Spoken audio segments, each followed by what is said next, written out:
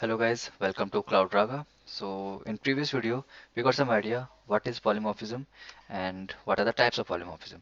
So in this video, we will see what is runtime polymorphism or overriding.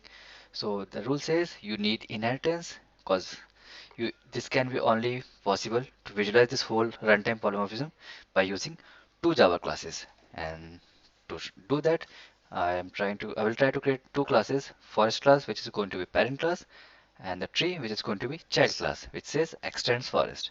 So forest is here a parent and tree is become child class. Okay, so let's do this quickly on Eclipse. First of all, let's create a package. Let's rename this, we call polymorphism. Okay, let's create one class, forest. Done. Then we'll create the method location. So public void location.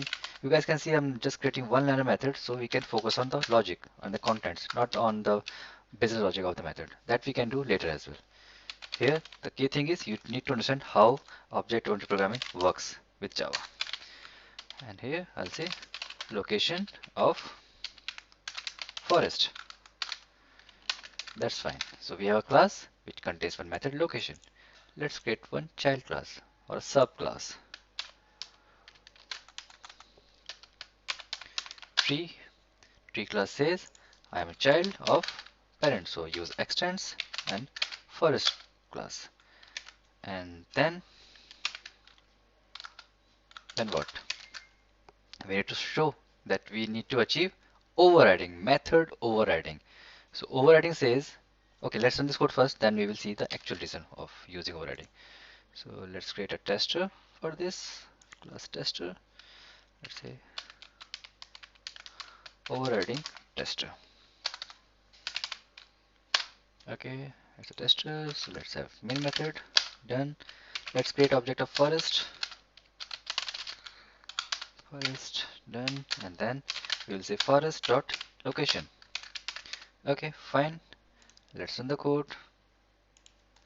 And location of forest coming up. Okay, nothing new. We have a class and the method public void location. It's fine. Now let's create object of tree. It's creating a separator so we can see here it's from tree class only. So creating object of tree first of all, tree equals new tree, and then since tree is extending forest class, so that will fetch all the features from parent class. If you don't know what is inheritance, so you can refer my previous videos on inheritance. Okay, so all the features from parent gets inherited to child class, though it's empty, but because of extends keyword, we have certain things inside it, like a method. So I can use tree dot location. Okay, if I run this code, I should get two messages.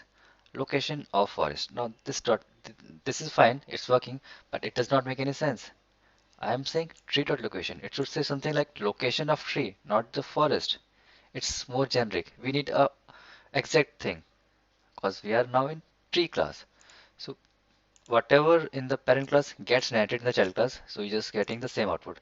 So what I want to override that feature which is coming from parent class. So how to override? You just have to take care of the signature of the method. So for beginners, I'll recommend whatever the signature of the method is, this is the method signature.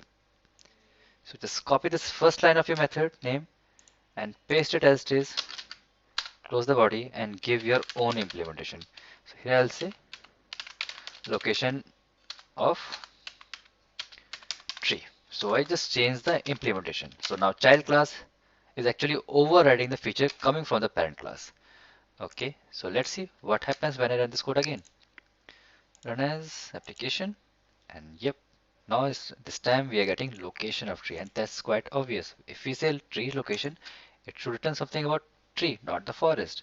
So when child class wants their own features, so they can override the feature coming from the parent classes, and that's what we call overriding the method.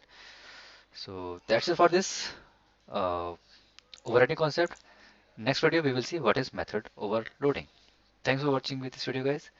If you have any question or doubt, feel free to put some comments in comment section. Okay, bye bye.